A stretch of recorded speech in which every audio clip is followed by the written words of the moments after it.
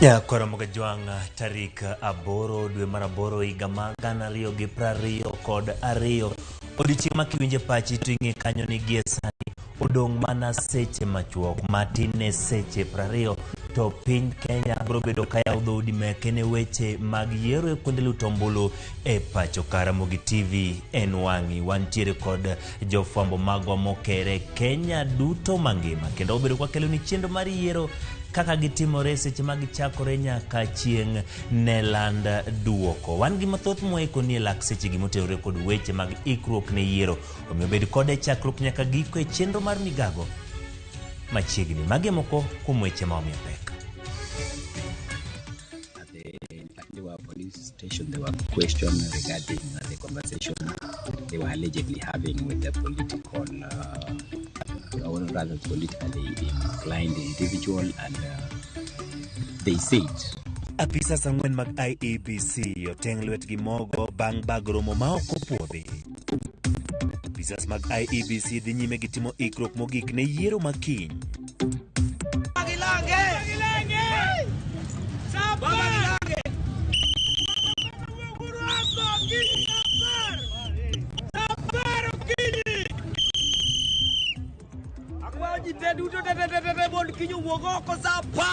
Jopiny koro kwano mana seche manok kende to gidonjo e mbulu odiochieng' makiny.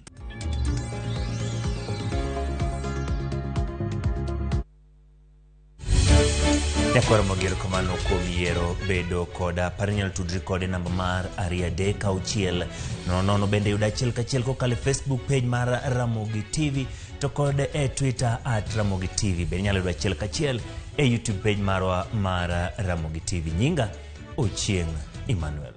Kawachako en ni apisa sang'wen mag IEBC oteng' lwetgi mogo bang' kanyo juki ka gibago romo moro moko puodhi gi jalar kom siasa kar chung' bura mandhiwa e kaunti ma Homa Bay. Jal mochung' ne yiero kaunti no Felix Apopo yango wachno koyango ni ji ang'wen gi ne ohul kod jopiny e kinde mana yudo giromo kod jal ma giwacho ni chung' kaka MCA kod jaod bura kar dak more gwengego. Yango ni duolno kata kamano ikore mar dhi nyime gi yiero ka chenro ma chwalo gige luto mbulu bende dhi nyime.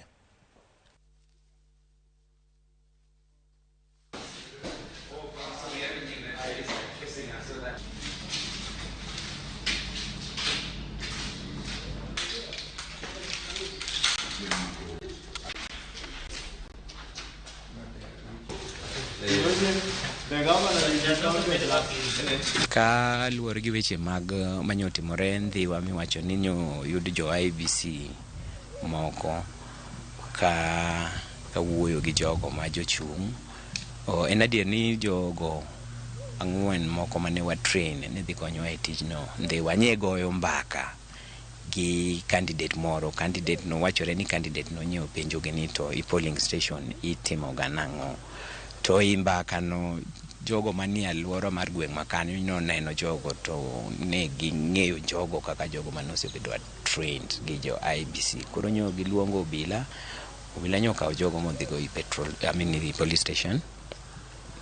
I police station kanyo no penj gi ni ang'o mano e dhi mbele. Gin bende ne gipimo. En wach ma podi obila nono. Koro duoko mare wanyalo mana ng'eyo ko obila otieko wach mar nonro to gikanyo obila nonyo release jogo ni IBC. Waneno gi to gi weche mag kaka ne giwacho gi mbaka go. Koro ne wamigi thuolo matin ni tich ma watimo ni chal kama koro dhi tamogi nikech ka gisechako bedo gi jogo mag mbaka gi jogo mochungo kwa ng'eyo ni gichiko kanye. Koro nyo wagolo gi ni ok gibitiyo kodwa to wa replace gi.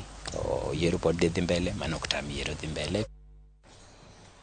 Ka ng'ado tung' wadhi e kaunti ma Siaya. Oganda kaunti no rito kod geno yiero makiny.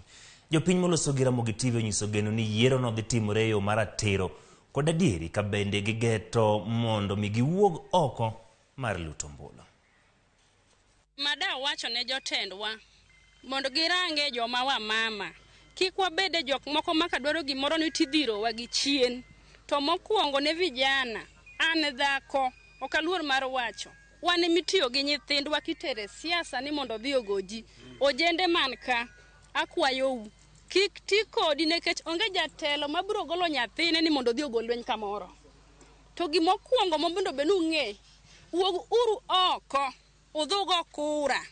kika winu wacho ni gini wasekao to pok wakawe koso wasekao pok wakao koro gimubedi kung'ewu ni chieng' tich ariyo ojende dhunind na kacha wuok tich osepogwa firimbe kendo jotelo wuok koni koda koni mopogore vijande osewuogo mok nyal kata dai mok nyal boda ibro tigo mondo kantiere kata ng'ata ma nigi jaduong' kata dayo moro mad bed kata gu hinyruok moro jo siasa mopogore osegolo koni koda kocha petrol minyalo ting'igo to ichope kode ikaka gombul ng'ata man ka wasepogo firimbi so chike wang'e ywak char dhano wuok e udi dhano wuok e udi dhi gocho to wadwa ni wagoch ma peaceful chieng' wuochon be okwadwa ni jasiasa moro pod biro ni imi pesa ni igonyo ji station kata goch moko madibedie ma leaders gi tiyo gi yudhe matindo gi mondo gikel commotion firimbi wan go ka inyakta goni go so chike wang'e wasechiew kawuok kuonde ma kuma ikudhe firimbi e kaunti ma Siaya dhi e kaunti ma Migori tenduol mochung' ne chenro mag yiero e kaunti ma Mombasa IEBC osetimo ikruok duto mowinjore maneno ni yiero itayo maonge ng'ikruok moro amora. Kane loso gi jofwamb weche apisa maduong' mar IEBC Mombasa Swala Yusuf okoni gima gitimo kawuono en keyo sanduge mag yiero kuonde luto ombulu kata polling centers.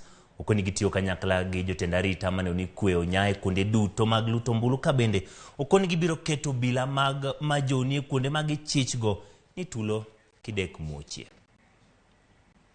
Yes, everything is okay. We are set. We have 2 security officers per polling station deployed by the security team. We also have 20 security officers in every tallying center. We have also deployed the GSU in various parts of Mombasa County to ensure that there is peace and our voters walk freely to the polling stations so that they can vote freely on 9th of August. So far, we have received all the materials, including all the ballot papers, and we are set for 9th 6 a.m. We always give priority to all the persons with disability. They are given a priority. They won't queue. They walk direct to the polling station and vote. Expectant mothers or nursing mothers, they are also given a priority. We also prioritize the candidates. They walk direct to the polling station when they want to vote. They vote and leave the stations. Jakom duol mar IEBC Wafula Chebukati otelo ne kweth mare timo ikruok mogik e odromo mar Bomas of Kenya kamidi timie kweno mar ombulu mar jolar kom jatend Kenya. Wabro dhi achiel kachiel nyake Bomas kuma Lidio Keo nitie marango chal mar ikruok. Nyakora mgajua ngeni karomono mar Bomas ma IEBC time ikruok en mano mibro riwe ombulu duto mawuok kuonde chung od bura duto ma pachoka. Kabende banko seru ombulugo duto emibro yangi e jaloch e yiero mar jatenda piny Kenya. Wadwaro mondo mwariure kanyo kod jafwambo marwa Lydia Okeyo wate mondo atudre kode entiere Bomas of Kenya kama bende wabro bedo ka omiyo waler. Kata kamano wabro ng'ado tong' kendo wadhi nyake kaunti ma Kisumu kapod warito mondo Lydia ikre. Kaunti ma Kisumu bende chenro mag yiero ma bende ikruok dhi nyime. Millicent Adhiambo osemolo kama chenro mar ikruok ma kamano dhi nyime ka weche ma keo gige lutombulu bende dhi nyime kaunti no. Kibiro paro ni kwan jogo ma bende bobedo ka lutombulu e kaunti ma Kisumu oheo 1,600. Omiyo Millicent Adhiambo ntiere chuny boma ma Kisumu kendo rango no kaka chenro mag keo gige lutombulu nitiere kora chiel kachiel. Obro bedo ka watudre kod Millicent Adhiambo erokamano kuom riwri kodwa e chenro mar Migago odiochieng' ma kawuono intiere e kaunti ma Kisumu. Ka iwinja Millicent, lero ni to chenro mar ikruok mar mondo mi oke gige lutombulu e kaunti ma Kisumu chalo nadi? Ano katoki kanyo bende ntiere weche jogo monego bedni chwalo weche mag arita kwe, ikruok moseket na arita kwe chalo nadi? To inyalo nyiso ndo kuonde mage mag gige lutombulu oseke e kaunti ma Kisumu? Erokamano ahinya Emmanuel, achiel kachiel kwa wuoke kar chungo od bura ma Kisumu East kuma bende kaendi bende eka mabende gikete tallying center margi ma skund sekondar ma Kasagam. Kaka ineno kaendi ineno ka bende ikruok osechak ket kare kendo dhi nyime yo makare. Kinya neno toka kanyo wan kod obila ma bende oseol kaendi kar romo mana kaka nowach kod regional commissioner mano Magu Mutindika ni kar kwano mbulu gi kar luto mbulu mora mora e county ma Kisumu kaendi e kuonde duto kata e sub counties duto ibro ket gi mondo mi ginyal rido weche magarita kwe mondo mi ogeng rochni kata chochni mora mora manyalo bede e county ni kotenore kod wach yiero makiny chakore ayanga odiochieng' makiny. Kama antie kaniendi wan kod tallying center kaendi ma bende odhi bedo kaendi e tallying center makar chungo od bura ma Kisumu East. Kendo kaka ne wayango ni odiochieng' makawuono chakre okinyi county ni ne chako keyo gige gombulu duto obed sanduge obedo tese obed kem kits kata mashinde mindhine lwedo gisechopo kendo idhi neni gigo duto ochopo e kar gombulu gi kar kwano mbulu duto ema gidhi ninde ka Kisumu kaendi wan kod kuonde gombulu 1,070 ma bende idhi neni gigo endi ochopo kanyo kendo odiochieng' makawuono ginindo kanyo ma onge kama dhi dong' ma ok oyudo gimoro amora ma winjore otigo kotenore kod yiero machakore kiny ayanga. Bende maendi en chenro kata okang' ma bende idhi tim e kar chung od bura duto 7 ma wan godo e county ma Kisumu kaendi Nyando, Seme, Kisumu West, Kisumu Central, kuma bende wan gi Muoroni, wan kod Nyakach. Kuonde duto idhi neni gigo ochopo ma onge gima dhi rem. Apisas ma bende nowal ma bende jogo mabro chung'ne chenro go eki bende osechopo kaendi ka bende imed tiegi imed puodhgi ka bende gilony e weche go eko kotenore kod tich momigi mondo migi rang chenro no endi kaka kiny timore odiochieng' makiny. Ikruok dhi nyime yo makare mana kaka inyalo neno bende obila gitimo achiel ariyo adek ma bende otenore kod weche mag yiero ka ineno batha kanyo neno ka giriedo seol gi kar romo mondo mi orid chenro no endi ma onge chochni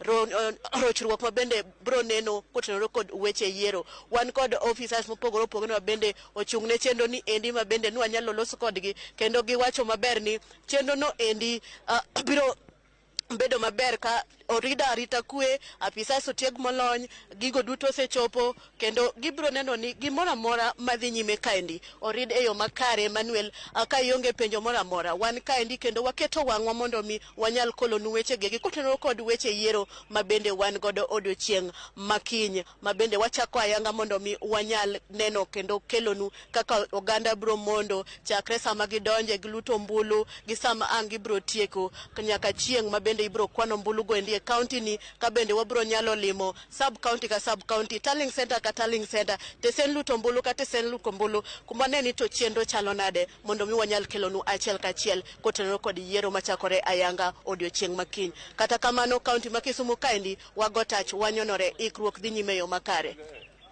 Erokamano Millicent kuom ler kowuok e county mano ma Kisumu. Imiyo waler kanyo kotenore gi kaka weche mago mag yiero dhi nyime kata gin mago mo ikruok mitimo ne yiero county ma Kisumu osebedo to kod weche mag arita kwe ka ben nyiso kanyo ni kuonde luto mbulu 1,070 bobedo ka chenro ma kama dhi nyime. Erokamano Millicent chenja neno maro mano kanyo Millicent ka entiere e county mano ma Kisumu kama bendo leronwa kaka chenro mag ikruok ne luto mbulu bende dhi nyime.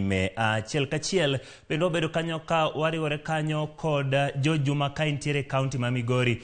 Ikruok ne yiero odiochieng' makawuono bende dhi nyime county ma Migori. Jojuma erokamano kuom riwori kodwa e chenro mar Migago odiochieng' ma kawuono.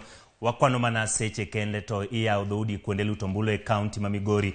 Yango ni to ikruok ma IEBC oseketo chalo nadi kotenore gi weche mag chwalo gige luto mbulu to kod weche mago motenore kod arita kwe. Chal nang'o e county ma Migori? Erokamano awinji makare nyaka sabuoyi pod wantie kar riwo ombulu mano mar Maranatha Hall kama bende ombulu duto e constituency kata kach bando ma Suna West koro ibiro riwe. En kanyono ma bende Suna West oting'o kuonde ko mag luto ombulu kata kuonde ko mag wards maromo 4 duto e county ma Migori. Machiel kuom gin Rubaragana, wan gi Wasimbete, wan gi Wiga, kaachiel kod Waswetatu. Kabende ma nyiso ni kuondego mag luto ombulu duto te apisas ma ochung' negi e kach mbudani nyaka sani ko nitiere e kama kora wuoyi sani ni kama bende dakika machuok mokalo gisekawo mokum gigo monego betiyo ge gombulu ma oting'o masino mayango jo gombulu kata kiemskit kaachiel kod otese ma idhi tigo e wechego mag gombulu. Sama wuoyi ni king'iyo toka kanyo ng'engi koro wuotho dhi e hall kamachielo kama bende koro gidhi kawe sandukego ma onego bitiyo ge chenro mar gombulu. Kasama wuoyi ni igeno ni dakika machuok ochakore sani gidhi wuok kae mondo koro gidhi e kuondego ma iluto ombulu duto e gwenge mag Suna West maromo 116 e gwenge mag Suna West mangima. Chenro machal koda mae bende dhi nyime e kaunti ma Migori mangima. Kabende e kaunti ma Migori mangima wantie kod kuondego ma iluto ombulu maromo 117. Kama nyiso ni e giko mar odiochieng' ma kawuono igeno ni apisas go mochung' ne chenro ni mar tayo chenro mar yiero dhi chopo kuondego mag luto ombulu duto mondo koro mi oganda thuolo mar luto ombulu koro odiochieng' makiny. Okinyi ma kawuono ne wawuoyo kod apisa mochung' ne chenro ni mar tayo ombulu e kaunti ma Migori Ben Musaid mano wach ni chenro mar ikruok koro osedhi makare e kaunti ma Migori mangima. Kabende midhiambo ma kawuono igeno ni kuondego ma luto ombulu duto apisas go mag duol go mag IBC ma oting'o mago mag returning presiding officer kaachiel kod jolupgi ma bende kaunti ma Migori mangima romo 234 dhi bedo kuondego kaachiel kod karende kata clerks mochung' ne chenrogi maromo 6,102 duto e kaunti mangima. Weche mag arita kwe nyaka sani koro osejiw kabende kidhi kuondego ma iluto ombulu kata polling stations duto moro ka moro nitie kod apisas mag obila maromo 2 ka kuondego ma onego bed ni riwe ombulu kata tallying center bende dhi bedo kod apisas maromo 20 ma nyiso wechego mag arita kwe nyaka sani koro osejiw kabende dakika machuok wageno ni apisas ma dhi tayo chenrogo mag yiero kuondego mag luto ombulu dhi wuok kama kuri biro ombulu kata mana Natha Holka ka gidhi kuno moko chenro mag chal koda ma dhi kuondego duto e konde ma Migori. Bende duol mar IBC wacho ne iko kosebedo makare kata yorego makoduoko ma idendo kaka result transmission e konde duto e kaunti ma Migori. Ka bende apisa mochung' cheni noyango ni gintie kod simbego motigo lony manyasa milando kaka satellite phones ma idhi tigo e kuondego duto mar ombulu kata tallying centers e kaunti ma Migori. Bende dhi konyo poni wechego mag kor lwasi kata wechego mag lony manyasa ni ok obedo makare dhi konyo gi makare e gwengego mag Migingo be nyaka sani giwacho ni chenro mane ni koro apisas gi koro chopo e chulano be nyaka sani koro dhi nyime. Ma bende ne oyango ni apisas go mag obila dhi kowo apisas go mag duolo mag IBC ma dhi chopo e chulano mar miyo oganda jo Kenya ma chulano maro 47 thuolo mar luto ombulu ka oromo odiochieng' makiny. Nyaka sani koro pod wantie ka kwadwa ng'iyo ni to e giko mar odiochieng' ma kawuono be duolni mar IBC dhi bedo oseketo ikruok makare mani kiny ko oganda chopo kuondegi mag luto ombulu gibedo kod thuolo makare mani koro gido thuolo makare mar gombulu. Bende duolni mar IBC bedo koro oseyango ni e kinde mokalo ne kama sine miyango go jo gombulu kata kiemsket moko ne bedo gi ng'ikruok kata kamano nyaka sani gintie kod moko ma bende koro poni nitie ng'ikruok to gibiro tero kuondego ka bende gintie kod geno ni ng'ikruok machal kod mae koro ok bi bedo. Ka kwayo maduong' bende kod gol ni oganda en ni mondo koro oganda obed kod kwe kendo wuog oko kendo koro gombulu e yiero bende biro ni kaunti ma Migori e yiero ma idhi timni jogombulu maromo 469 kod 53 duto igeno ne dhi chopo mondo koro gombulu kabinde kum kwanni maromo 34 gin mago mantie kuondego mag twech kata jela ma bende dhi mi thuolo mar gombulu e chenro machal koda mae. George, manaki nyalo pogonwa ni to kaunti ma Migori nigi kuonde chung' od bura maromo nade to mane maduong' mane matin to kod mago manyalo bede mathindo thindo motenore kod wards mantiere kaunti no mondo mi waler ne joneno ni to kaunti ma Migori chalo nade ka wadhi e yiero. E kaunti ma Migori wantie kod kuonde chung' baro ma aboro machiel kuom gin Rongo, mar ariyo en Awendo, wan gi Uriri, wan gi Suna East, wan gi Suna West, wan gi Nyatike, wan gi Kuria West kaachiel kod Kuria East. Kabende Kuria West kabende Nyatike ma nyaka sani wantie kod kwan jogo ombulu mathoth e yiero machal kod mae. Kabende igeno ni e yiero ni oganda dhi wuok oko mane to kwan mathoth bende nyaka sani konisiye ni kipimo kod higa mar 2017 jogo mane nitiere list mane ogo ombulu ne gin ji maromo 388 kwan ni omedre nyaka sani koro wantiere kod ji maromo 469 kod 53. Kaunti ma Migori bende wantie kod wards duto maromo 40 kaka mawuoni kata kaka bado Suna West wantie kod wards 4 kaka wacho moting'o Rubaragana, oting'o Wiga, oting'o Wasimbete kaachiel kod Waswetatu. Jojuma kuom miyo wa report machal kod mano kotenore kod ikruok mantiere county ma Migori. Janeno maro mano kanyo Jojuma ka entiere county ma Migori. Miyo waler ikruok mosetime county no, chenro mar keyo gige lutombulu osechakore kendo dhi nyime. Wantiere kod weche mag arita kwe mabende oseket makare. Oseyangonwa kwan mag jolutombulu ma bende nitiere gwengo ka bendo yango no kuonde chung od bura ma bende biro bedo ka lutombulu kwacho ni kwan mar jogo ma lutombulu ko wuok e higa ma 2017 osemedore ka ipimo gi jogo ma biro bedo ka lutombulu e yiero ma bende ji biro dhi odiochieng' makiny. Kapod wantiere county no, ikruok ne yiero odiochieng' makiny e county ma Migori ni e tielo mogik. Meneja ma yiero mar IEBC e county no Ben Museti wacho ni giseyudo gige lutombulu duto ka gine chenro ma chwalo gi kuonde lutombulu 1017 e county no kapok odiochieng' orumo. Yango ni weche mag arita bende oseket makare ka kuonde lutombulu duto biro bedo kod apisas mag obila 2 moket ma bende biro keto arita. Bendo yango ni moko kuom apisas mochung' ne yiero biro molo ka achiel kod apisas mag obila e chula ma Migingo manigi jolutombulu 49 ne weche mag lutombulu. Bende yiero no giseyudo gige yango jolutombulu kiemskit mamoko mabiro konyo poni ma biro tigo kwamo ka bende weche mag chwalo duoko seket makare ka gibiro tiyo kod sime manigi lony mar satellite. Tayarisha kama mwonavyo hapa ni tallying center ya Suna West ambapo matayarishi bado yanaendelea ya kukusanya vyombo vyote vya kila kituo cha kupiga kura ili kesho tuamkapo asubuhi wapiga kura wapate tumejitayarisha vizuri. Tumepata vyombo vyote vya upigaji kura. Ballot papers tayari zishafika na ikifika saa 5 leo tunatarajia agents wache waangalie waone vile tunapeana hizo ballot papers ikienda katika vituo. Kwa matayarishi yote sisi tuko tayari, tuko sawa. Tumepata kila kitu tulikuwa tunahitaji. Returning officers mbalimbali wako katika vituo sahihi wakiendelea na kukusanya na kupeana hivi vyombo vya upigaji kura. We have done very well with the KIMS kits, but should there be any problem, we have 6 kits per ward. We will rush to any station where there is a problem and we'll be able to solve it. We already have a speed boat in place to take us to Migago and back, assisted by the Police Service Commission. So Migago, we are very ready and we have no problem.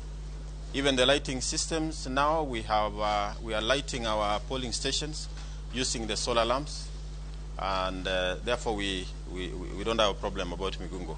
Distributing satellite phones to every county constituency tallying center, and then we'll take one to Migago, where we will transmit our results from Form 34A.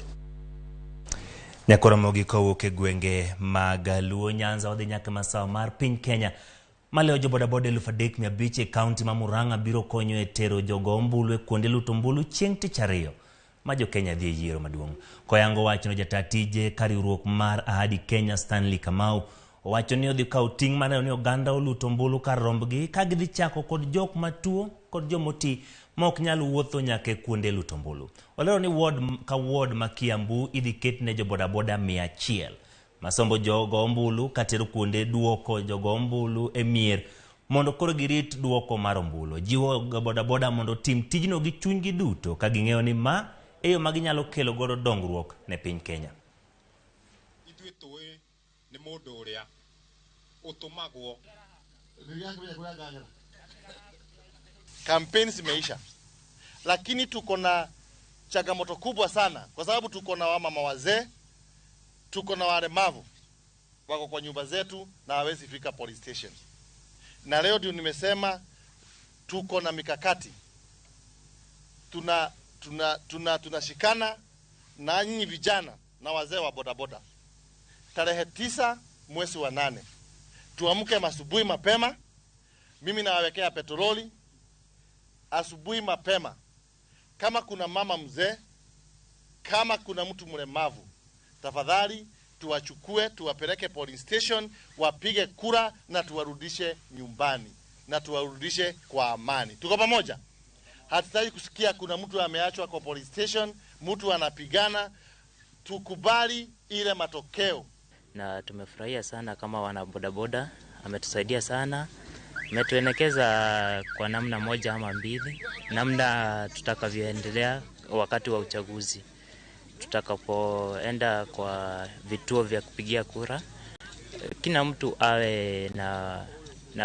awe asaidie mwenzake na hakikishe kuwa amewekeza usalama. Nyakoro mgajwang' chenro mag chwalo gige lutombulu e kaunti ma Kisii bende dhi nyime. Duol mar IEBC timo duto mag nyalo mano ni gige lutombulu ochopo e kuonde lutombulu e kaunti no.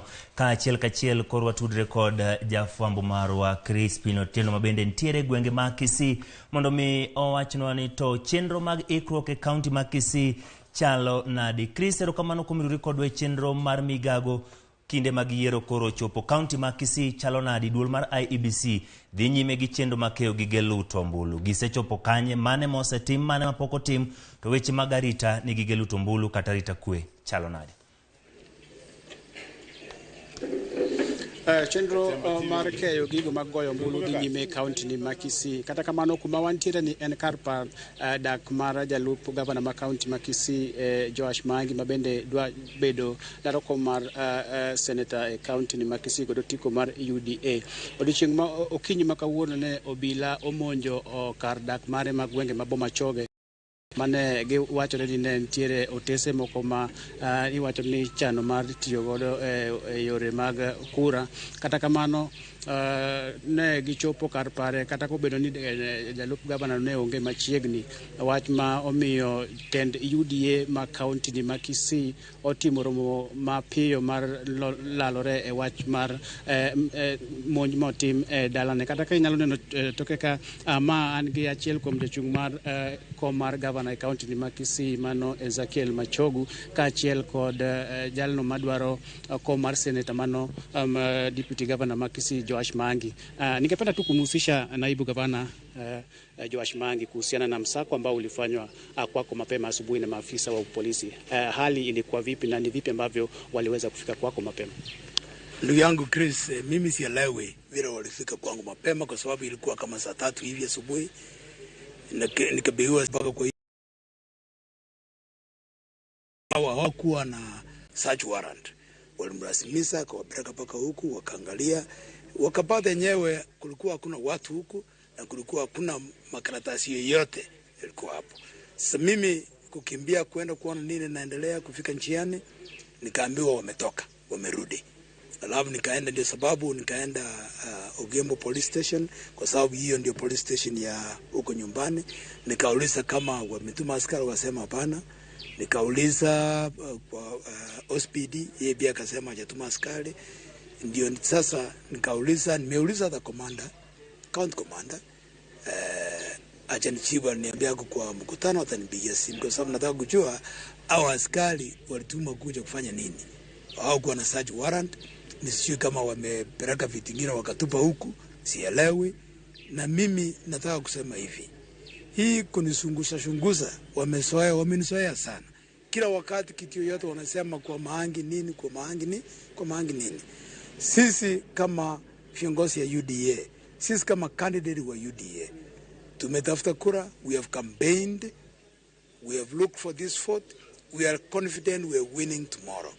Waache kutusumbua, waache kutu-intimidate, and we refuse to be intimidated. I urge the national government, more particularly the security minister, to stop harassing us. Waache sisi, waache wananchi, watupigie kura. And in fact, I want to urge all citizens of Kisii, tomorrow morning, wake up in the morning, come and vote for us. Vote for Mahangi, Senator, vote for Ezekiel Majogombaki for governor, vote for Mama Betutu Oro for women rep na bare juu bigia William Samoei Ruto kura. Asante sana. Tunaye pia mgombea kiti cha ugavana kaunti hii kwa tikiti ya UDA. Je, umeridhishwa na jinsi ambavyo matayarisho yamewekwa kuhusiana na masuala ya usalama, masuala ya kusafirisha bidhaa ama vifaa vya kupigia kura katika kaunti ya Kisii? Asante sana Chris. Sisi kama watu wa UDA tuko na imani kwamba matayarisho na IEBC imefanywa kwa njia ambayo inatakikana. Tuko na imani ya kwamba hii uchaguzi itafanyika kwa njia ya huru, ili kwamba watu wa Kisii County ndio waamuzi, ndio wataamua nani atakuwa senator wao, nani atakuwa governor wao, na nani atakuwa women rep wao, na nani atakuwa president wa Kenya, na viti vyote ambaye tunagombea wakati huu. Ile kitendo ambaye sisi tunalaani ni hii vitisho ambaye serikali inatuma askari kwa mwenzetu, na serikali maafisa wa usalama wanajua kikamilifu ya kwamba makaratasi ya uchaguzi ikiletwa katika kila pahali Kenya inawekwa katika police station, na kutoka police station ndio inapatiwa returning officers wa kila eneo, ili kutoka hapo inasambazwa kwa polling stations ya kila sehemu ambaye kura itapiwa. Kwa hivyo kwenda kufamia bila search warrant kwa mwenzetu hapa senator ya kwamba kuna makaratasi ya kupiga uchaguzi, hiyo si kitu ya ukweli. Hiyo ni impunity, hiyo ni kutaka kuleta vitisho ambaye haina maana, na sisi tunafuata sheria ya Kenya.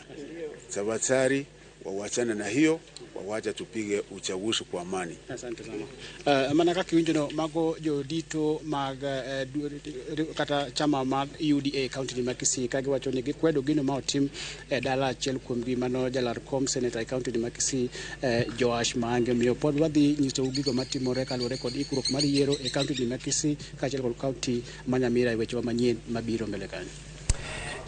Kamano Crispin kuom loso kodwa kendo miyo weche matimore kaunti ma Kisii kotenore kod bende monj manotim kod apisas mag obila dala jalno mabende laro kom kaunti no. Wan gi geno ni weche manyien mabiro pod miyowa weche matimore kaunti ma Kisii ka ibedo wang'wa odiochieng' ma kawuono to kod kindego mag yiero. Jakom duol mar IEBC mabende en Wafula Chebukati otelo ne kweth mare timo ikruok mogik odromo mar Bomas of Kenya kama itimie kweno mag ombulu majolar kom jatend Kenya. Kabende wacho ni achiel kachiel wadhi nyaka Lidio Keo mantiere e Bomas of Kenya mondo mi wachno ni to chenro machal kamano dhi nadi. Lidio kamano kuom bedo kodwa e chenro mar Migago. Nyiswa ni to ikruok mar IEBC chalo nadi kotenore kod yiero mabiro bedo odiochieng' makiny.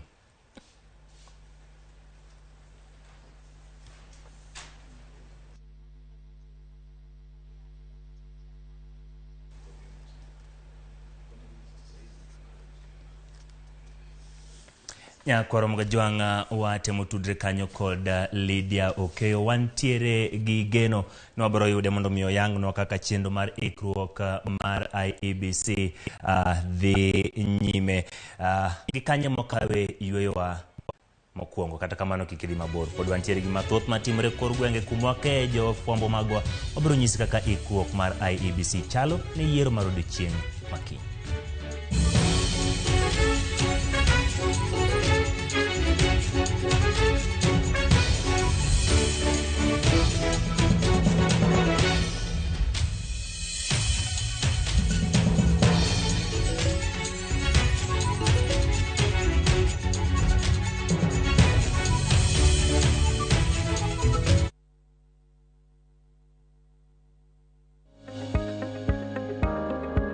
Mo ma ichamo winjore obed matin ne atamalo 30 mag kwana mag teko ma ingo e dendi. Mae biro duoko chien okang' mar bedo kod pek mar del mokalo alama.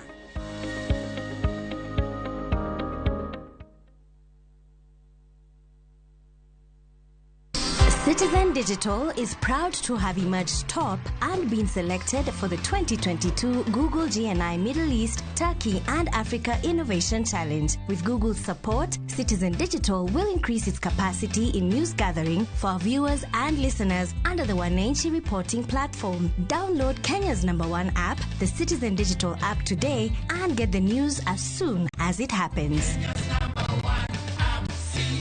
Citizen Digital.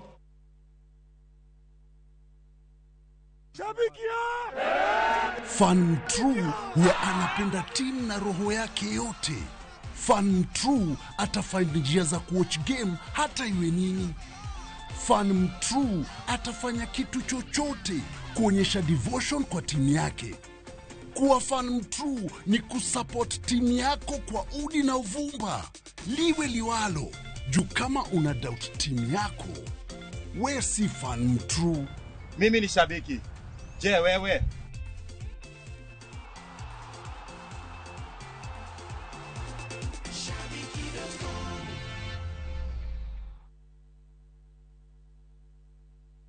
Collect fare kwa boda au matatu ukitumia ViewPay cashless na uqualify for bima ya 100,000 shillings pamoja na medical cover ya 20k na permanent disability cover ya 100k kwa 5 bob pekee. Dial *236# today to start using ViewPay cashless.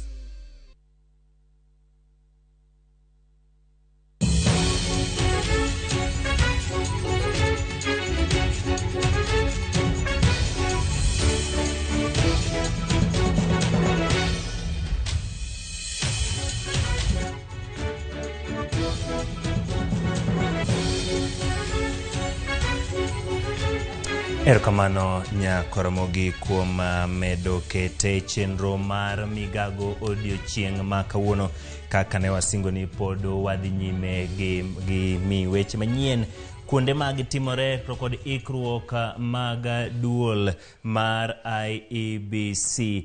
Kabende wadhi nyime weche motimore gwenge mag Marsabit. Jokuoge mag jamni michichgo ni ne owuok e kaunti ma Marsabit onego ji 3 e gweng' ma Dagogicha e sub-county ma Merti e county ma Isiolo, kendo yombo kod dhok 300 kod rombe gi diek 2,000. Kamonyi machielo bende ne otime gwenge mag Mado Wale bende ne oweyo ng'at achiel kowito ngimane kendo kelo kwan ji duto ma jokuogego onego chopo ji 4. Koyango monjgo, County Commissioner ma Isiolo Geoffrey Omondi owacho ni pod gidhi nyime gi nonro mar yango kwan hie mar jok mowito ngimagi e monj ariyogo. Olero ni apisas mag obila kod obila ma ni Akicha tiyo kanyakla ka gimanyo dhok ma jokuogego nyokwalo. Koko ni kuonde luto mbulu duto makono ketnegi obila 2 mabiro neno ni arita kwe obedo makare e kinde yiero, kokwayo jodak makono mondo kik bed maluor to kar mano giwuog oko mar yiero jotelo mag Hadado wamevamia kisima ya Madowale, wameua mtu mmoja. Tunaambiwa vita bado inaendelea. Kwa hivyo sisi hatuoni kama ni vita ya kawaida, kwa sababu ni kama imepangwa. Kiwa sehemu kadhaa inagongwa safari moja na watu wanauawa, hii ni namna ya kusia watu uoga ndio wasijitokeze kupiga kura siku ya Jumanne. For those who have lost their loved ones, I want to send them my message of condolence. We are approaching elections. If the intention is to disrupt voting in Merti sub-county, it will not work. Tunaomba serikali atusaidie kwanza hii wakati ngumu hii election, sababu hata hii watu iko na ukame na nini, hata wako na shida mingi, na hii shida ya vita ikikuja ndani itakuwa zaidi. Tunaomba serikali yetu atusaidie amani kwe, na sisi tutaweka amani. Hata tukigongwa, si tuendi kugonga watu kwa nchi nyingine. Kama Wajia hatuendi, Adado hatuendi, huko Lesame si hatuendi, tunakuja kupigwa tu kwa nyumba. 20 kilomita tu Marti. Hiyo ni Marti tu. Sasa inabaki hata wangie kwa kitanda kwa nyumba sasa. Na serikali iko, tunaomba serikali hiyo mambo atusaidie tukomeshe. Asanteni, Mungu abariki. Nyakoro mgajong kwa dok mondo miwatudre kod Lidio Kegwenge maintiere Bomas of Kenya. Jakom duol mar IEBC Wafula Chebukati otene kweth mare timo ikrok mogik e romo mar Bomas of Kenya maidhi timie kweno mar ombulu ma jolar kom jatend Kenya. Wadhi achiel kachiel nyaka Bomas kuma Lydia Okeo nitie marango chal mar ikruok. Lydia Okeo, erokamano kuom tudri koda, koro ang'eyo ni sani tudruok wantiere makare. Nyiso ni to IEBC timo ikruok machal nade Bomas of Kenya nyaka gie sani?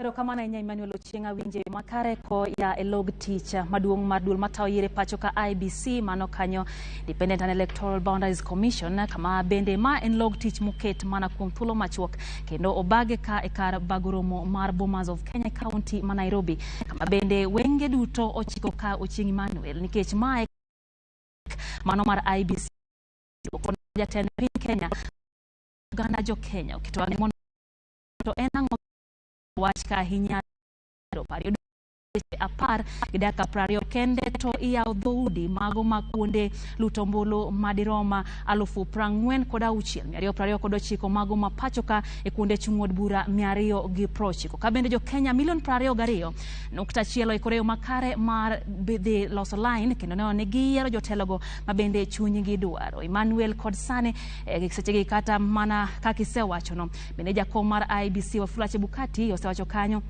ne oselos ikruok e yo makare kendo e gimora mora oseketi e yo mowinjore. Girito mana mondo yaw dhoudi eka bang'e ang' ne kel duoko koya e counties mopogore opogore kuonde chung'od bura mopogore opogore mabende ang' ne kel gi duto ka e kar bagoromo mar Bomas of Kenya. Bende nanyisi ni en log tich molos mana put mar jo IEBC ka bende duoko duto ibro kel ka eka bang'e kanyo apisa maduong' mar IEBC bende en jakom IEBC Wafula Chebukati bro bedo kod thuolo mar nyiso oganda jo Kenya ni to en ng'a mokaw loch e yiero no mar igagnario prario kodario yiero no mar tend piny Kenya. En mobro lando jaloch mo bende bro kao telo no e lweta jatelo mabende koro wuok Uhuru Kenyatta pani e kar romoni mar Bomas yiene mana jogo ma jofuambo kaeto gi agents madongo mago mag jolar content piny Kenya kachiel gi jogo miluongo ni observers kata jogo moketo wangi e weche gi mag yiero.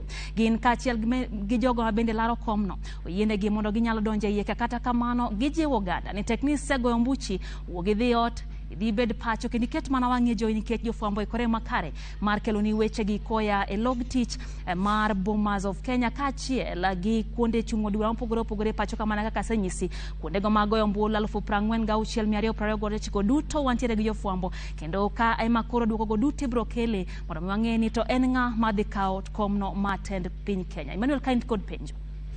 Erokamano Lydia kuom miyowa ler machal kamano. An gigeno ni podi dhi nyime gi ng'iyo mago matimre kanyo kod ikruok kendo kinde mwabro tudore weche manyien mabiro podi biro yango ne oganda jo Kenya to kod oganda luo weche motenore kod mana achiel kachiel. Wadhi koro nyake county ma Homa Bay. Duol mochung'ne bago yiere pacho ka IEBC bade Homa Bay okwedo rumbi mosebed ka fuong'ore nitie jochung' moko ma ok bilandi kata giyombo e kombe mag larogo. Apisas ma IEBC mochung'ne yiere county no Fredrick Apopo wuoko kendo kwedo rumbi ga kora achiel kachiel. Watudore kod Ali Abich. Ali Abich, erokamano kuom tudori kodwa e weche manyien mag Migago. Kotenore gi mano kuong nyiso ni to chenro mag ikruok mag IEBC e county no chalo nadi. Gige lutombulu oseke kata mapoko Kenya lo yango noa to isebedo ka iwuotho e county no kendo yango chakro kinyi ikruok mar IEBC. Bende lero ni to kuonde misewuothe chalo nadi.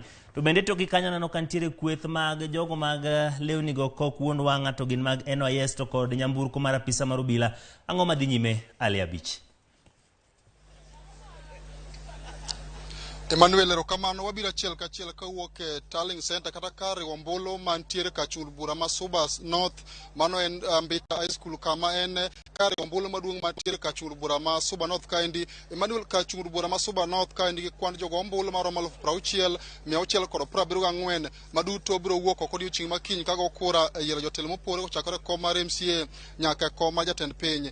Wasebedo kwa wuotho okinyi ma kawuono kwa ng'iyo ni to ikruok mar kitero tese e tesende mag luto ombulu osebedo ka chalo nade county ma Homa Bay kandi. Okinyi ma kawuono ne wantiere e Tallying Center kata kar ombulu mar ka chung'od bura ma Homa Bay Town mantie Homa Bay High School kama neno ka chenro ma chako keyo tese gweki ne chakore mondo mi dhi tesende mag luto ombulu mondo oritge yo makare motelo ne odiechieng' makiny itime yiero. Bende ka chung'od bura ma Suba North kama koro wago e tach niendi inyalo ng'iyo toka kaendi apisas mag arita kwe ne kaendi kendo girito mar wuok achiel kachiel kod otesego eko mag luto ombulu ka giterogi e tesende mag luto ombulu tie mantiere e kachur bura ma Suba North kaendi. Emmanuel bende nyalo paro ni kachur bura ma Suba North kaendi en achiel kuom kuonde chung'ute buche ariyo ma Homa Bay ka mano Suba North kod Suba South mantie kod chula mopogore ma bende duol mar IBC wacho ni giseketo ikruok makare maneno ni otese mag luto ombulu ochopo makare tesende te mag luto ombulu manitiere chula mopogore mantie kaunti ma Homa Bay kaendi. Suba North kama kawuono wantie sani niendi nigi kod chula aboro ka chula maduong' mokalo Suba North kaendi en chula noendo ma Mfangano ma bende duol mar IBC ne waloso gi apisa mar IBC e kaunti ma Homa Bay kaendi Freddy Kapopa mano koni giseko yiedhi moromo ma ibiro tigo e tero tese mag luto ombulu e tesende mag luto ombulu mopogore manitiere chula mantiere kaunti ma Homa Bay kaendi anyato e kachur bura ma Suba North kaachiel kod Suba South. Emmanuel anyalo wacho ni nyaka sani chenro mar arita kwe bende ne kare kaunti ma Homa Bay kaendi kendo ne waloso kod komisona mar kaunti ni Moses Lelan mano koni giseiko apisas mag obila moromo mabiro keto arita kwe e kuonde luto ombulu maromo 1228 duto mantie kaunti ma Homa Bay kaendi mane ni chenro mar gombolo odhi e yo makare ma onge rochni kata matin. Bende okoni gibiro tiyo kod obila mopore anyato obila mapile mosebedo ka chiwo arita kwe kaachiel kod obila mag jela maneno ni rita makare obedo ne gigo luto ombulu kaachiel kod odiochieng' makiny mitimo yiero mondo ne ni yiero odhi makare e kaunti ma Homa Bay ka. Bende okinyi ma kawuono kalro kod report mosebedo kwa lowo manotimore kachur bura mandhiwa kama ne apisas 4 mag IBC ne ogogono ka bede rumo moro kaachiel kod jochung' moko e kachur bura mandhiwa. Nyaka sani dul mar IBC osekawo okang' ne jochung'go eko kendo sani koro osegolgi ok gidhi telo yiero ma ibago odiochieng' makiny ka IBC wacho ni pod gidhi nyime kod nonro ka gitiyo go obila mag okwach kich kaachiel kod apisas mamoko matimo nonro mar ng'eyo ni to en kit romo mane mana dhi nyime odno endo to paro mane mag apisas gi nenigo mar bedo gi romo ma ok oyiedhi sama koro IBC ikore ne chenro mag yiero. Homa Bay kaendi Emmanuel anyalo wacho ni waikore makare kendo pod wadhi nyime kod wuotho e kuonde mopogore opogore mondo ne to bende otese mag luto ombulu biro chopo e tesende mag luto ombulu sama owinjore to bende gin garita kwe makare ma kachopo odiochieng' makiny to jopiny madak jogo ombulu maromo 551 kod 71 e kaunti ma Homa Bay kaendi biro bedo kod thuolo mar dhi e debe ka giyiero jotelo ma gidwaro kochakore sa 12 odiochieng' makiny. Emmanuel erokamano kuom ler misemionwa. Kata kamano duol mochung'ne bago yiero IBC bade Homa Bay nokwedo rumbi moko ma osebedo ka fung'ore. Nitiere jochung' moko ma ok bilandi kata bende giombe kombe magilaro to apisa maduong' mochung'ne yiero kaunti no Frederick Kapopa nowuok oko kendo kwedo rumbigo. Gin gi ler mane ewi mano mondo mi uchop ne jopiny? Erokamano Emmanuel, adier ni e kinde ma chenro ma campaign ne dhi nyime nitie rumbi mang'eny mano osebedo ka landore e kaunti ma Homa Bay kaendi ni nitie jochung' moko ma kata giyombe yiero mibago kiny to duol mar IBC ok bibedo kod thuolo mar landogi. Odiochieng' manyoro ne wago mbaka kod apisa mar IBC e kaunti ma Homa Bay kaendi ma koni en bende osewinjo rumbi ma kamago ka osebedo ka landore e kaunti kaendi ni nitie jochung' moko malaro kombe mopogore ma kata wuok joloch e yiero mitimo kiny to IBC ok bibedo thuolo mar landogi. En rumbi osebedo kokwako it jopiny e kaunti ma Homa Bay kaendi to koro odiochieng' manyoro IBC ne oketo lela ni rumbi ma kamano gin gik monego beni jogo ombulu ok chiknegi itgi nikech samoro nyalo mono jopiny go kura. Kano koni IBC nigi teko kod chik mar neno ni mana jachung' ma oyombo e ombulu mogo e polling ombulu molandi e tesende mag luto ombulu ema IBC biro lando kaka jaloch. Omiyo koni onge chenro moro amora ma IBC nigo mar biro dhi lando duoko oluwore gi kaka chenro mag ombulugo mokwan ma neno ni mana ng'ano endo ma biro wuok jaloch kochakore kom mar MC nyaka kom mamalo ema ibiro landi kaka jaloch. Apopa no onyiso jogo ombulu kaunti ma Homa Bay ka mondo kik gibed gi luoro nikech IBC dhi timo yiero mani thuolo kod ma oyanga mar neno ni ng'ata ng'ata jachung' moro amora ma owuok jaloch e yiero makiny emilando mopore kod rumbi moko ma bende osebedo ka fuong'ore mano koni onge tiende kendo jodak e kaunti ma Homa Bay kaendi ok onego bedi ni chiko negi iti kaluwore kod rumbi ma osebedo ka fuong'ore e kaunti ni endi. Emmanuel. Erokamano Ali Abich kuom miyowa ler motenore kod weche mag ikruok mag yiero e kaunti ma Homa Bay. Wantiere kod geno ni ibiro medo bedo wang'wa e kaunti no kendo ibiro yango no mago matimore kuonde magitimore e chenro ni duto mar yiero. Nyakora Mgajwang' mane mamiyo wayueyo mar ariyo e chenro mar Migago. Kakidhi mabor pod wantiere kod mathoth mawach.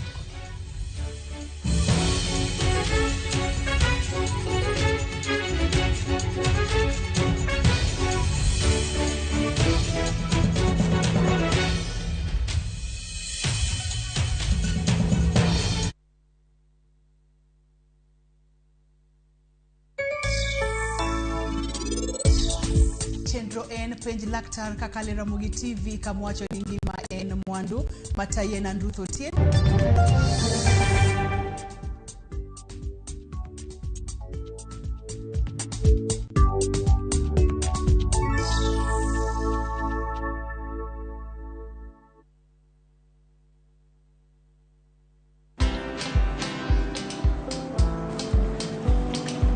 Niaje? Ni kama unashangaa kwa nini naangalia simu with so much focus, eh? Usishangae sana. Nimekuwa ndani ya story kabisa. Ni kama ile hali ya juzi. Ni kama nilikuwa hapo iki happen. And when this new market was being opened, ni kama nilikuwa hapo tu. Hata vile local tourists for a special rate at the coast, I was there.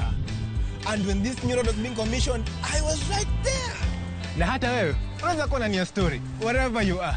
Just download Citizen Digital. Stay informed on all the news and events as they happen across the country, the continent, and the world at large. Download Citizen Digital, Kenya's #1 news app. Big leagues are back. Enjoy boosted odds on the English Premier League, the French Ligue 1, the German Bundesliga, La Liga, Italian Serie A, and many top leagues only on Shabiki.com. Kuwa Shabiki. Play now. Strictly not for persons under the age of 18. Betting can be addictive. Play responsibly. Shabiki.com is authorized and regulated by the BCLB. License number 416.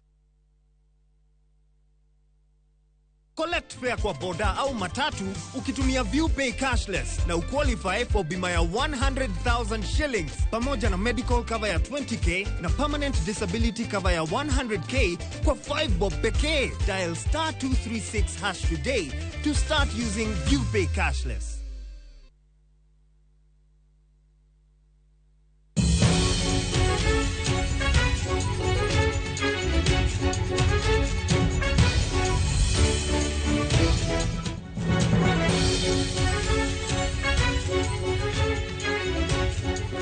Erokamano kuom medo kete Ramogi TV. Riwruok moro mong'ere kaka 42 Changes e gweng' ma Shikumari Kakamega owuok oko malando kwe kind rawere kinde yiero to kod tok yiero ka bende gikwayo jodak makono mondo bi olut ombulu kaeto gidog pacho mondo gipogre kod weche tulo. Riwruogno kotelne kod jagoro margi Joel Shilingi kwayo jodak go nyakwe kaka yorno mana ni jopuonje obedo gi arita makare to uchumi pacho ka bende kokethore ka jopuonjre kod jonyuol mawuok e gwenge go bende kod dwaro ni jatend migawo masomo George Magono keto tarik ma jopuonjre onego dog e skul.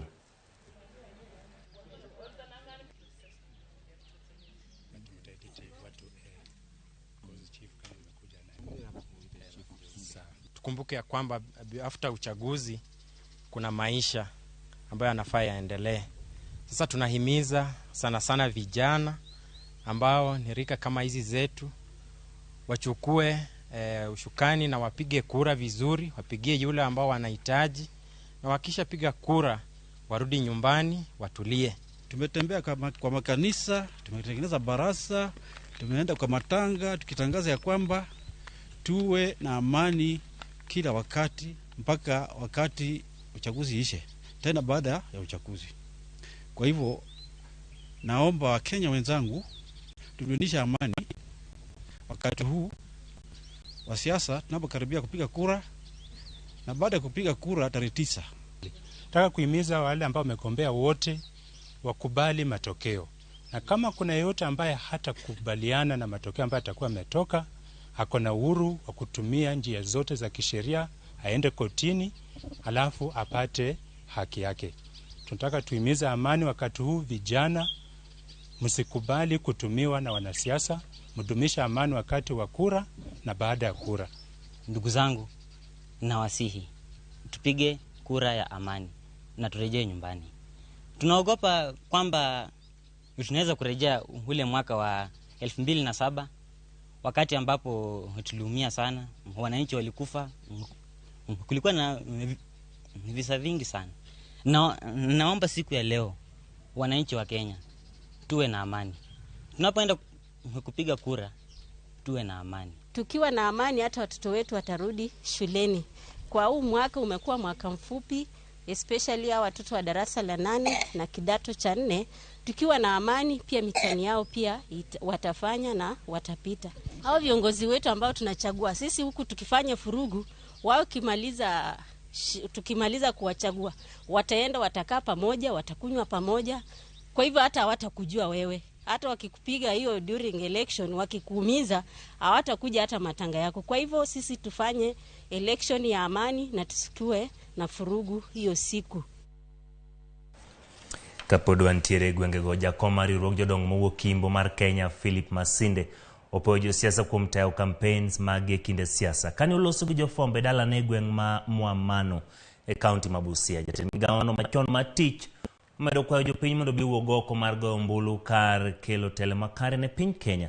Masinde en jaod bura machon manambale e kindiga ma 1988 nyaka 1997 komedo puoyo mokalo jolar Comtend Kenya kokwayogi ni mondo gibi giyie kod duoko tok yiero mabiro timore kiny. Masinde majegni 89 okwayo jodak ma Busia mondo bedie opara manyime nyayo kwe e kinde ma Kenya dhi yiero. Na ninafurahi japokuwa kulikuwa na kidogo mambo imeenda vizuri. Kile kitu ninataka kusema, kampeni imeenda vizuri na tumemaliza. Saa hii kitu ambayo tunabaki ni kupiga kura. Na kwa niaba ya wazee wangu wote kwa Western Kenya na Kenya mzima, nataka kuapili ya kwamba watu wajitokeze kwa wingi wapige kura. Hata kama wasipotaka mtu ambaye amesimama, waende wapige against huyo mtu. Wakitaka yule ambaye anasimama awe mtu yao, waende wapige. Kwa maana wasipopiga na wanaacha yule mtu ambaye hawataki anaendelea, hawatusaidii. Kwa hivyo wote wajitokeze waende wapige kura. Na wale ambao wakiwa upande wa opposition wasaidiane, tujenge Kenya ambayo itakuwa acceptable kwa sisi wote wana Kenya. Kawangado tong kendo wadhi gwenge ma kadhwadh nam chumbi moko kuom rowere makeno ratiro mag oganda kaunti ma Kilifi kwa jodak makono nyakwe kinde yiero to kod tok yiero. Riwruog rawere no mawuok e duond buche siasa mopogore opogore oromo mar twak e arita jodak ma Kilifi tok maling'ling ni obila timo apedha ne rawere moko e kaunti no kaka giloso kod jofwamb weche. Juma Katana Konde wacho ni kata obedo ni giwuok e duond buche mopogore opogore to ber ka giketo kwe kiny e kinde yiero nikech podi nyaka gidak kanyakla tok yiero. Nataka tu niombe wakaaji wa Kaloleni, niombe vijana wa Kaloleni, hususan wale vijana wa wadi ya Mariakani. Tumekuwa na kampeni za amani, wacheni tuende tukapige kura kwa amani. Mara nyingi vijana wamekuwa wakitumika kuleta vurugu, sivyo kupiga wafuasi wa kiongozi huyu. Hayo ni maneno ambayo hayatatusaidia. Hapa tuko na viongozi wa UDA, tuko na viongozi wamekuwa kwa PA, tuko na watu wa ODM, tuko na watu wa shirikisho, but hiyo ni vitu ambavyo hivyo ni vyama tu. Sisi sote bado ni wakaaji wa hapa Mariakani na Kaloleni. Hatutaki watu wetu washurutishwe ama watatizwe na hali jinsi ilivyo. Tunajua ya kwamba kiuchaguzi sahi wale askari ambao tulikuwa tunawajua sahi they are what we call election officers. They are no longer police officers kama jinsi Election Act inavyosema. Kwa hivyo tungependekeza kwamba askari hawa wanapoita watu wetu isiwe ni kisingizio na wawe na kitu ama wawe na uhakika kwamba vile vitu ambavyo wanaitia wale watu wetu katika yale maeneo wao na uhakika navyo. Siku ya Jumanne tupige kura ya amani. Rauka asubuhi, piga kura, rudi kwa nyumba, usubiri matokeo. Mnake kuna wengine najua mtatumika, mtambua nendeni huko mmoja labda kiongoza kuchukue, endeni mkamobilize pale, sawa, lakini angalia maisha yako. Utaenda kweli lakini ukipatikana kama youth. Wakazi wa Kaloleni wajitokeze kwa wingi siku ya Jumanne wakachague viongozi wanaowataka. Kuna mambo kidogo ambayo yanaendelea ya kujaribu kutia woga baadhi ya wafuasi wa viongozi fulani, lakini tunajua ya kwamba hiyo yote tukishirikiana na tukiweka amani tutafanya uchaguzi ambao utakuwa wa huru na haki. Kawadoke County ma Kisii Nurses Matthew Tethiethe County ma Kisii Ochako ng'anyo ka giwacho ni gisebedo kod lwasi marach mar tich ka osara bende pok ochulgi kuom dweche 3 mokalo. Nases goko ni kata biro ni piny owacho mar kaunti no osebedo ka singo bero ngimagi. Pok gineno lokruok moro amora nyaka sani. Thoth gi olor nigi udi mag dakie kuom rem chulo weg udigo. Ka gidwaro bende mondo tend kaunti oduoke tich jowetegi mamoko mane ochungie tich nikech ne giriwore gi jowetegi e ng'anyo maduong' mane otimore pacho ka higa mokalo.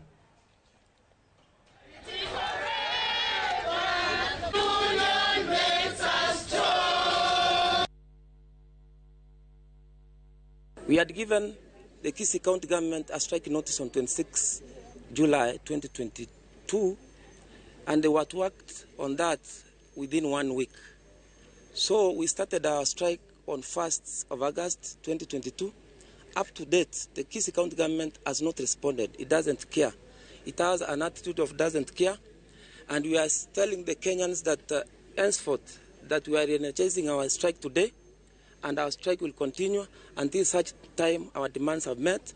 And we are now saying, alongside salaries, that the government should ensure that all these nurses, their salaries of the month of December 2020, January and February of 2021 should be paid alongside the June and July salaries. Ongwae, mama, kama huwezi chunga watoto wako, kama huwezi peleka watoto wako shule, kama huwezi lipa rent, kama huwezi fanyia kitu chochote familia yako, watoto ni wagonjwa, NHIF is not paid, everything is not paid. How do you expect people to work seriously? Be human, kindly pay us our salary. Tutaenda nyumbani, kila muuguzi aenda apige kula benya anaona, akae nyumbani atulie.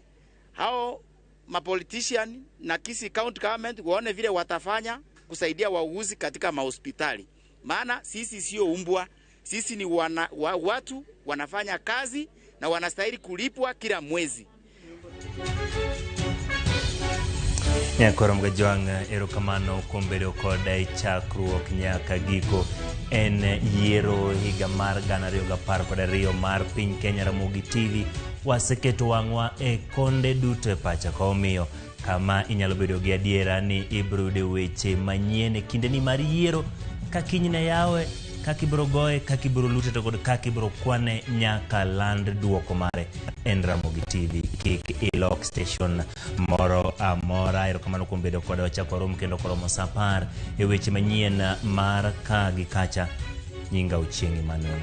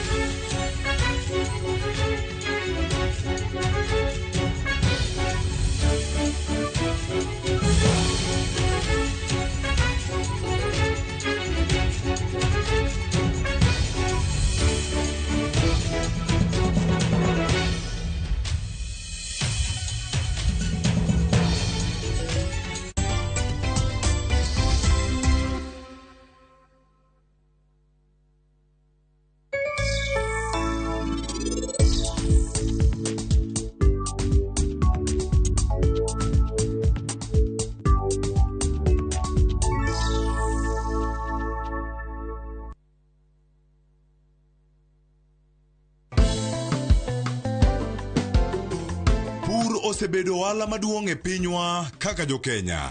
Ng'e mang'eny kuom jopur kod pur. Strawberry dwaro close attention. Kendo odwaro ni seche duto isiki wuoyo kode, imuli amula. Chakre loso puodho, pidho cham kod kayo cham. Kifwenyo gik manyien kod yore mag pur manyasani. Puonjri weche pur mamolo e chiro masani kiuso kendo kinyiewo gik moa e puodho. Magi te yudore pur gi ohala chieng' tich adek saa 1:45 mana e Ramogi TV.